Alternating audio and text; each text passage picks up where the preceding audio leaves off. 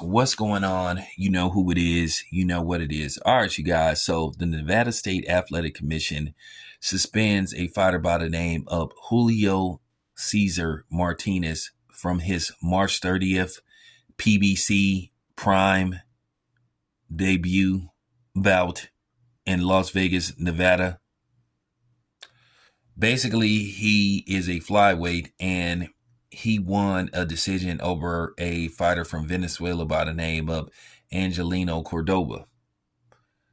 So, in all likelihood, that fight is going to be ruled a no contest. Now, here's a little bit of history and intel on Julio Caesar Martinez. He is a Eddie Reynoso fighter. He is managed by Eddie Reynoso.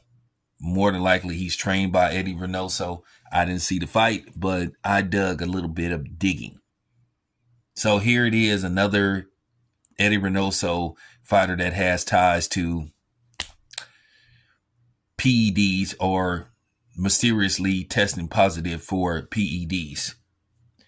But the WBC gave him a pass, Mauricio Sullivan, because they came to the conclusion that the reason why they found clenbuterol in his system the same as Canelo is because it was from some tainted meat. So once again, super burritos or, extreme enchiladas or enhanced costadas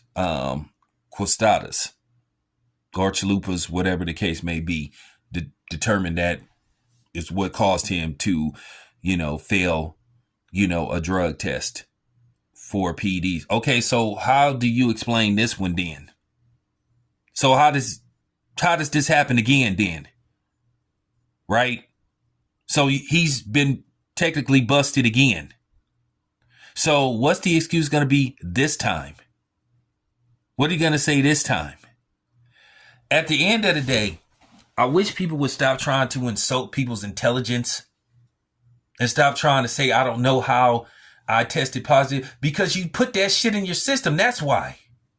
So this right here alone kind of puts a question mark on Mauricio Sullivan and the WBC integrity. Because it appears to me that if you have a Hispanic last name and you happen to be Mexican, they will give you a pass. So for the people that were sitting up here saying I'm just basically going after Ryan Garcia because he's quote unquote Mexican and he beat a black fighter, no, I don't like this shit, period. Angelina Cordoba is Venezuelan. No, it's about doing real journalism and putting out real stories and giving the public real information. Once again, I don't like cheaters. Once again, these fighters go into that ring every time with their life possibly on the line. All it takes is one punch. They could either die in the ring or they could be a fucking vegetable. Yes, I know they take the risk. They signed up for it. But at the same time, they don't need a dude that's worsening their chances of having permanent damage or dying by basically cheating and not following the rules. And that's just real talk. At the end of the day, he's going to have a hearing later on this month. And in all likelihood, that decision is going to be ruled a no contest. I just find it mighty strange. All these Eddie Reynoso fighters have some kind of connection or have a history of having something in their system that they're not supposed to have that's considered a banned substance. And then they got all these elaborate excuses on what happened. At the end of the day, man, this is not a good look.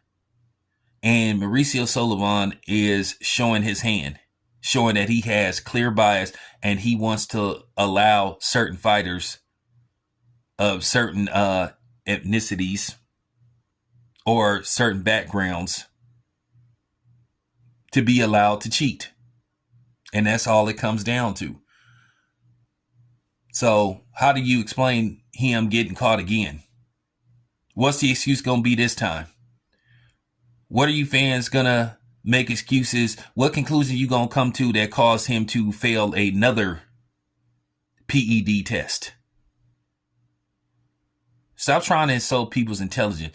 Now, we know the content creators ain't going to put this story out because it doesn't feed into their narrative of just basically trying to slander Devin Haney. I don't like nobody cheating. I don't care what race they are.